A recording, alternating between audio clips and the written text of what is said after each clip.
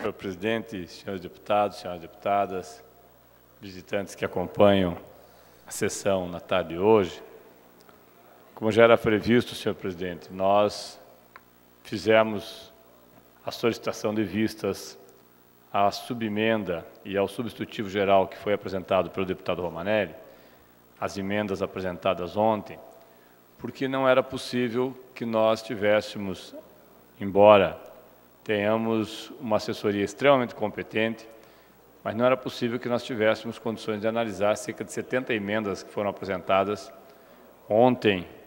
na tarde de ontem, e que receberam algumas parecer favorável, outras contrário, de diversos deputados,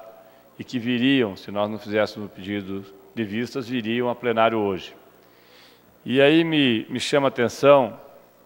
senhores deputados, que muitas das emendas, eu estou vendo algumas delas aqui, e obviamente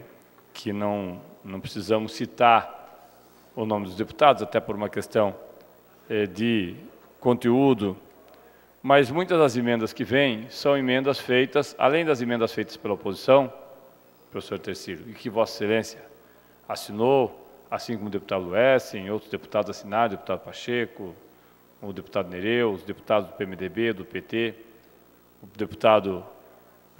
como falei, o deputado Márcio Pacheco. Aqui também nós temos outros deputados que apresentaram emendas. E o que me chamou a atenção é que parte significativa das emendas diz respeito à questão vinculada ao próximo concurso que, pelas regras estabelecidas e pelo que foi aceito pelo relator, está suspenso por 3 anos para a Polícia Militar. Diz respeito à contratação de profissionais para os CENS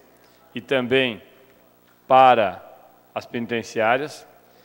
e diz respeito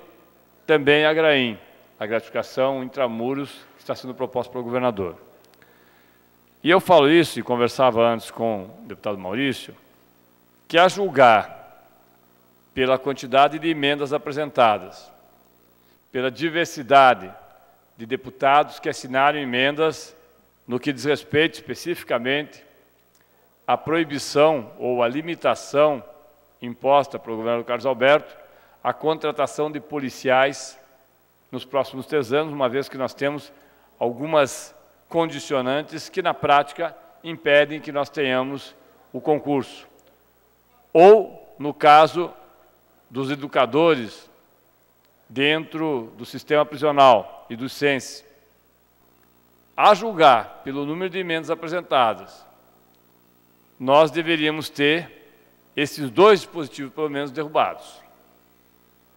Eu acho que, na votação que será feita na segunda-feira, nós esperamos que os deputados que apresentaram emendas, que obviamente apresentaram por acreditar que o projeto, da forma como está, não contempla nem a Polícia Civil, Militar, Corpo de Bombeiros, agentes penitenciários ou, no caso da educação,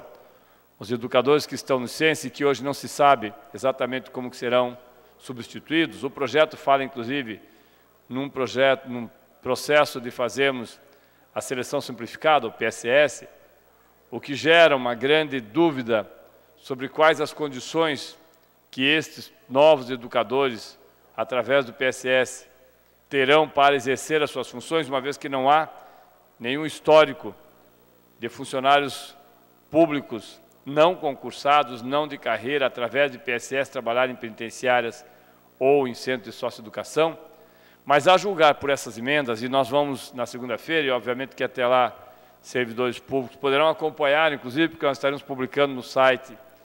não só dos deputados da oposição e do Bloco Independente, mas também no site da oposição, no site dos partidos que fazem parte da oposição, todas as emendas. E eu acredito que isso será importante para que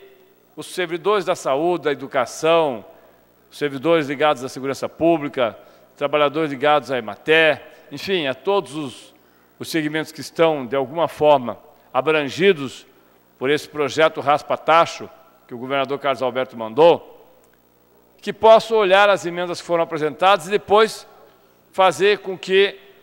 possam ser... Para concluir, deputado. Obrigado, senhor presidente. Possam ser, inclusive porque é esse o método que normalmente, democraticamente, deve ser feito, possam ser os deputados que apresentaram emendas possam ser não cobrados, mas questionados a respeito da votação que farão na segunda-feira. Porque apresentar a emenda para depois botar no site e votar contrário à sua própria emenda me parece uma incoerência sem precedentes.